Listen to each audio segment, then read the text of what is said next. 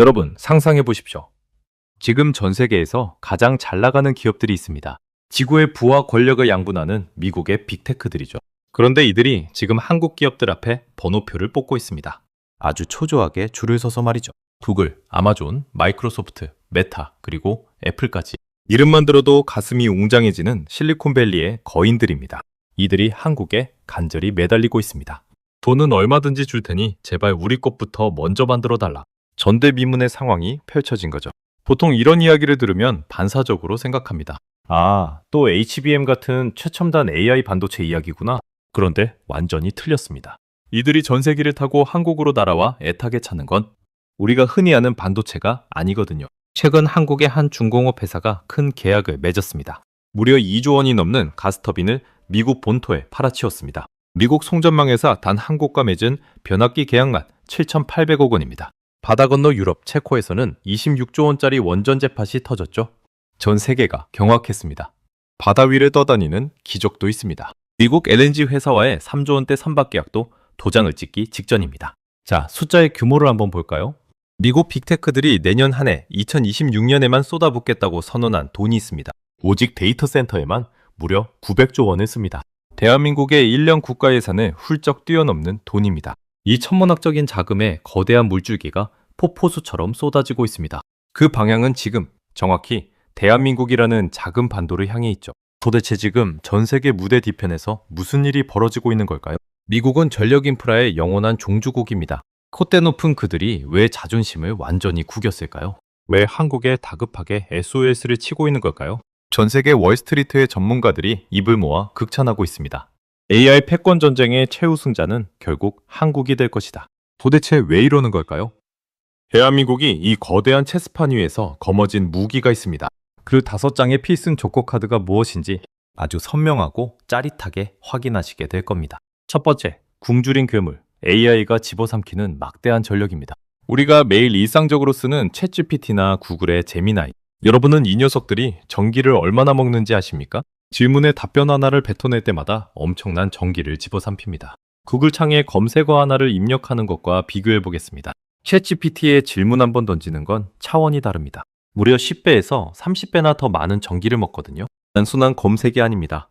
수천억 개의 매개 변수를 동원해 확률을 계산합니다. 그리고 문장을 새로 창조해내야 하죠. 심지어 이미지와 영상까지 만들어냅니다. AI 모델이 똑똑해질수록 전기를 무식하게 빨아들입니다. 통제불능의 식량 블랙홀이자 괴물이 되어버린 겁니다. 지금 이 순간에도 전 세계 수십억 명의 사람들이 밥을 줍니다. 스마트폰과 PC를 통해 이 괴물에게 데이터와 전기를 먹이고 있죠. 이 AI들은 수백만 대의 서버에 갇혀 삽니다. 이들이 모여 사는 거대한 집, 바로 데이터 센터입니다. 이곳의 전력 소비량은 이제 인류의 상상을 초월합니다.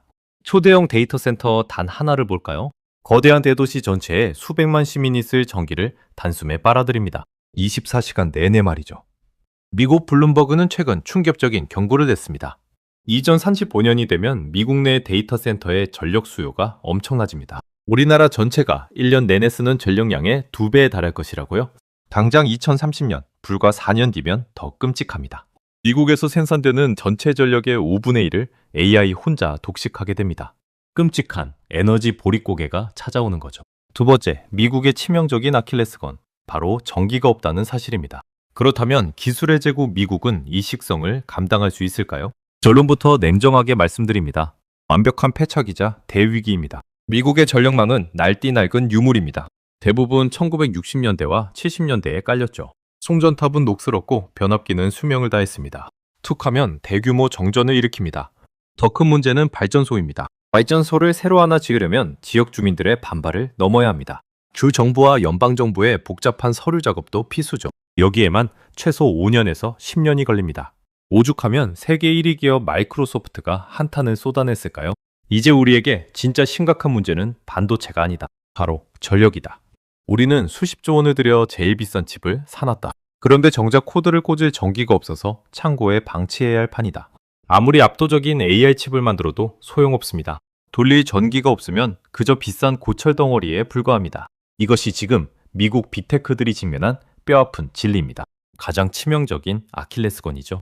그래서 그들은 살기 위해 발버둥 치고 있습니다. 과거 방사능 누출 사고로 폐쇄되었던 스리마이 섬에 낡은 원전이 있습니다. 마이크로소프트가 돈을 대서 이 원전을 다시 깨우기로 했습니다. 메타와 구글은 텍사스 허허벌판으로 갔습니다. 자신들만의 전용 원전과 지열 발전소를 짓겠다고 나섰죠. 바야흐로 AI 패권 전쟁의 룰이 바뀌었습니다. 진짜 피 튀기는 전쟁터가 반도체 칩에서 뒤집힌 겁니다. 바로 전기와 인프라로 말이죠. 이 결정적인 역사적 변곡점이 왔습니다. 여기서 대한민국이 구원투수로 등판합니다. 인류의 에너지 단절을 해결할 5개의 막강한 무기를 양손에 쥐고 말이죠. 세 번째 파트, 대한민국이 쥔 5장의 필승카드, K인프라 풀패키지입니다. 첫 번째 카드, 기계공학의 끝판왕 가스터빈입니다. 가스터빈은 거대한 발전기입니다. 비행기 제트 엔진의 원리를 땅 위로 가져와 전기를 만들죠. 부품만 무려 3만 개가 들어갑니다. 내부 온도는 섭씨 1500도에 달합니다. 펄펄 끓는 용암 같은 열기를 뿜어냅니다. 이 지옥 같은 온도 속에서 분당 3600번을 회전해야 합니다. 쇳덩어리 블레이드가 녹아내리지 않고 100년을 버텨야 하죠. 그야말로 인류 기술의 정수입니다. 그동안 이 기술은 단 4개국만 독점했습니다. 미국, 독일, 일본, 이탈리아가 쳐놓은 철옹성이었죠. 한국이 이 기술을 개발하겠다고 나섰을 때 전 세계는 코웃음을 쳤습니다. 하지만 한국의 두산 에너빌리티는 묵묵히 버텼습니다. 1조 원이 넘는 돈을 쏟아부으며 무려 12년을 견뎠죠. 마침내 세계 5번째 지배자로 군림했습니다. 결과는 어떨까요? 효율은 세계 최고 수준에 도달했습니다. 무엇보다 고질적인 문제였던 제작 기간을 압도적으로 단축시켰죠. 그러자 가스터빈의 종주국 미국이 제발로 찾아왔습니다. 자존심 덩어리인 그들이 단숨에 12기를 사갔습니다. 무려 2조 원어치를 쓸어 담아가는 기염을 토했죠. 두 번째 카드, AI 시대의 움직이는 심장, 소형 모듈 원전, SMR입니다. SMR은 혁명적인 발전기입니다. 축구장 수십 개 크기의 거대한 원전을 컨테이너 박스 크기로 압축했죠. 바닷가에 지어야 했던 기존 원전과 다릅니다. 이 녀석은 데이터 센터 바로 옆 땅 속에 묻어놓습니다. 그리고 필요한 만큼만 전기를 쐈다 줄였다 할 수 있는 마법 같은 기술이죠. 글로벌 빅테크들이 이 SMR 개발에 수십조 원을 베팅하고 있습니다. 그런데 여기서 놀라운 사실이 밝혀졌습니다. 설계는 미국이 합니다. 그런데 정작 미국 본토에는 제조 능력이 없습니다. 수십 년간 제조업을 방치한 탓에 이 SMR을 쇳물부터 찍어낼 능력이 사라진 거죠.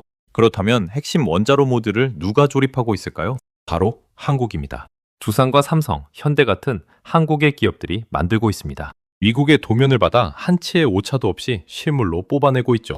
대한민국이 사실상 거대한 글로벌 SMR 파운드리 역할을 수행하고 있는 겁니다. 세 번째 카드, 흔들림 없는 뚝심, 대형 원전입니다. 최근 체코에서 전해진 수주 소식은 전 세계를 뒤흔들었습니다. 무려 26조 2천억 원 규모의 대형 원전 사업이었죠. 세계 원전의 양도 산맥이 무너졌습니다. 유럽의 맹주 프랑스와 미국의 자존심, 웨스팅하우스를 완벽하게 제압했습니다. 그것도 그들의 안방인 유럽 한복판에서 말이죠. 비결은 명확합니다. 한국은 UAE 바라카 원전 수출에서 전 세계에 증명했습니다. 정해진 예산으로 정해진 시간에 완벽하게 원전을 지어냅니다.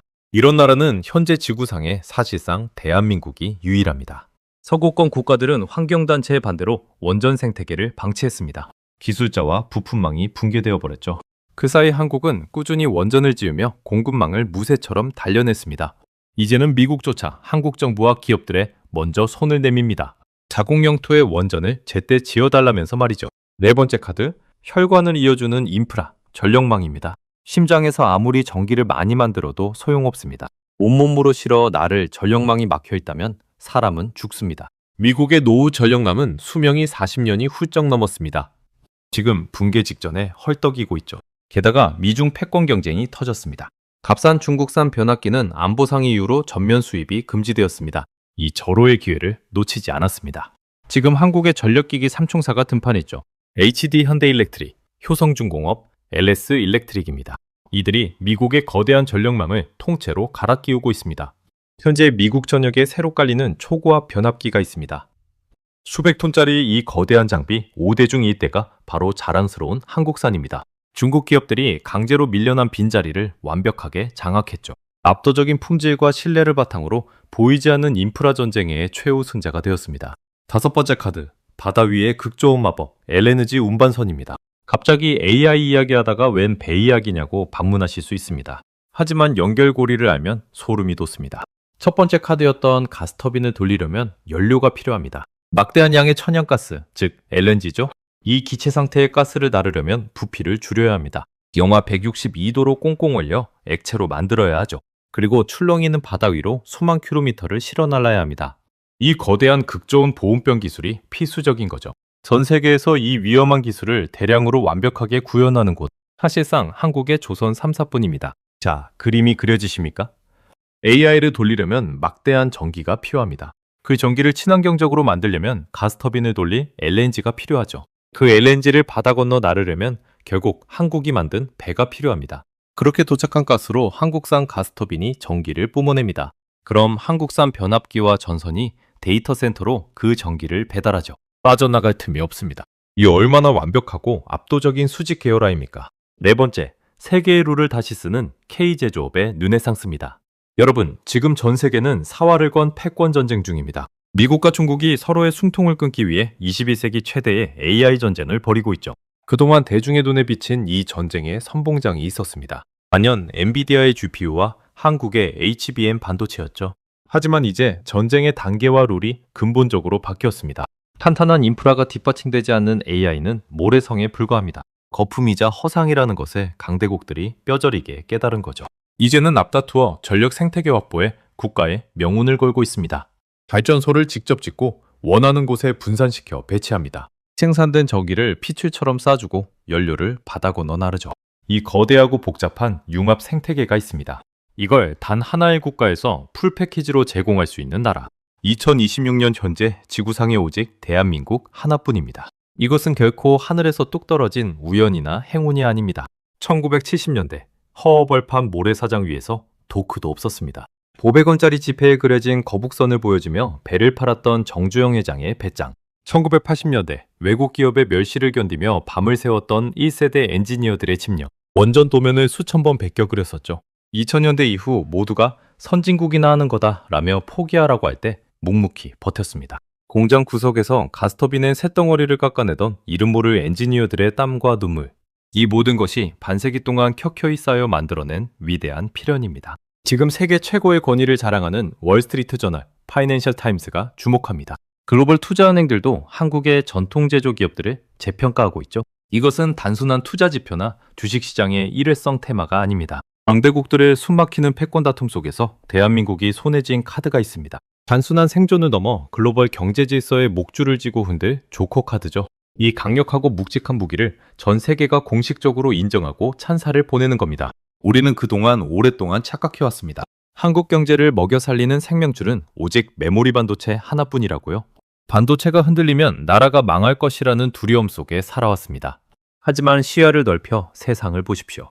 지금 우리 곁에는 반도체라는 든든한 맏형이 있습니다. 그 너머에 가스터빈, SMR, 원전, 전력기기, LNG선이라는 기둥이 솟아오르고 있습니다. 5개의 거대하고 찬란한 무기가 새롭게 준비된 거죠. 반도체를 넘어선 K제조업의 진정한 르네상스입니다. 굴뚝산업이라 불리며 한물 같다고 평가받던 대한민국의 중후장대 산업. 이들이 다시 한번 세계의 룰을 지배할 영광의 시간이 우리 눈앞에 다가오고 있습니다. 그리고 그 조용한 혁명의 한가운데에는 묵묵히 현장을 지킨 영웅들이 있습니다. 자랑스러운 한국의 엔지니어들과 강인한 대한민국 국민들이죠. 오늘 준비한 이 이야기가 단순한 경제 지식으로 끝나지 않길 바랍니다. 거친 파도를 헤치고 나아가는 대한민국의 새로운 위상. 그 뜨거운 자긍심과 가슴 벅찬 희망을 안겨드렸기를 진심으로 바랍니다. 오늘의 긴 이야기가 유익하고 즐거우셨다면 잊지 마십시오. 구독과 좋아요 그리고 알림 설정까지 꼭 부탁드립니다. 여러분의 응원이 더 좋은 콘텐츠를 만드는 가장 큰 힘이 됩니다.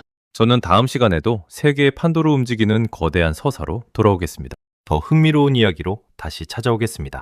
끝까지 시청해주셔서 감사합니다.